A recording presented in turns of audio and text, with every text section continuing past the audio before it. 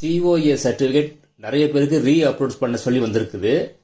அது என்ன நடந்திருக்கு அப்படின்னா, நிறைய பேர் ஈக்குவலன்ட் சர்டிஃபிகேட் அப்லோட் பண்ணியிருக்கீங்க. ஆனால் அவங்க சொன்ன ஈக்குவலன்ட் சர்டிஃபிகேட் நீங்கள் அப்லோட் பண்ணீங்க மாதிரி தெரியல. அதனால நான் லிஸ்ட் சொல்கிறேன். அதை மறுபடியும் ஒரு செக் பண்ணிங்க. அந்த லிஸ்ட்டில் உள்ளதான் equivalent certificate. Degree R diploma certificate என்னென்ன அப்படின்னா, computer science, computer engineering, computer application, information technology, software engineering, computing, computer information system, computer design. இப்போ சொன்ன கோர்ஸ் எல்லாம் UGC, AICT, DOT இவங்க இல்லாட்டினா அதுக்கு ஈக்குவலன்ட் பாடி, அதாவது கவர்மெண்ட் பாடி ஒன்லி அப்ரூவல் பண்ணியிருந்தா மட்டும்தான் அந்த சர்டிஃபிகேட் அக்செப்ட் பண்ணுவாங்க. இப்ப சொன்ன கம்ப்யூட்டர் சர்டிஃபிகேட் இல்லாம வேற கம்ப்யூட்டர் சர்டிஃபிகேட், வேற கோர்ஸ் நீங்க படிச்சிருந்தீங்க அப்படின்னா அதை அக்செப்ட் பண்ண மாட்டாங்க. பிரவீன்கிறவர் கேட்டிருந்தாரு.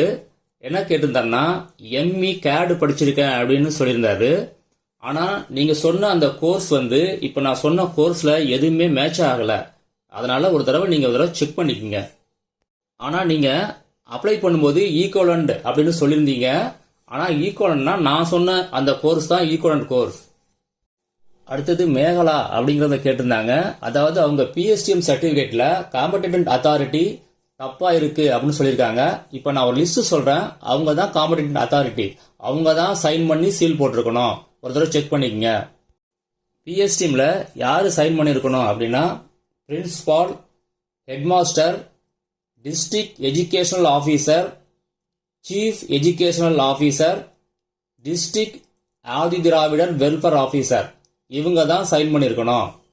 அதாவது இப்ப சொன்னது ஸ்கூல் லெவல் 1 to 10 அதுக்கு மட்டும் தான் சொல்லியிருக்கேன், டிகிரிக்கு கிடையாது.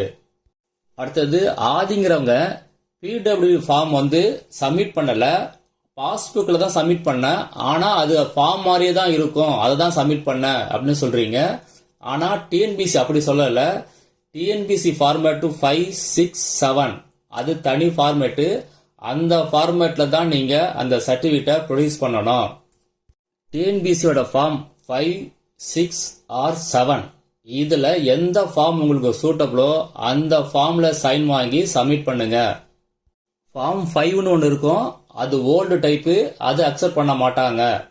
அடுத்தது கம்யூனிட்டி சர்டிபிகேட், அதை பத்தி பார்க்கலாம். அதுல நவீன் அப்படின்னு ஒருத்தர் கேட்டிருக்காரு. என்ன சொல்லியிருக்காரு அப்படின்னா, அவருக்கு ஓவர் ரைட்டிங் அப்படின்னு வந்திருக்குது அப்படின்னு சொல்றாரு.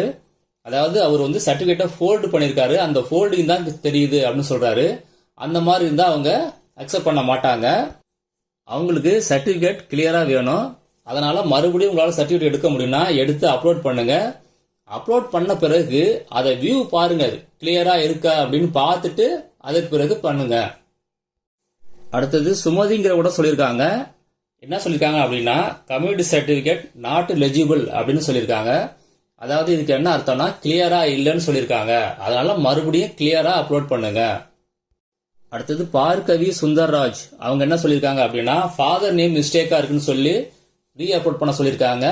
வேற ஒரு கம்யூனிட்டி சர்டிபிகேட் எடுத்து அப்லோட் பண்ணிடுங்க. ஃபாதர் நேம் எப்போதுமே உங்க சர்டிபிகேட்ல உள்ளது மாதிரியே பாத்துங்க. அதாவது TCல இருக்கு பாத்தீங்களா, அந்த மாதிரி இருக்கிற மாதிரி பாத்துங்க. ஃபர்தரா வீடியோல கமெண்ட் கேட்கறவங்களுக்கு அடுத்த வீடியோல பதில் சொல்றேன்.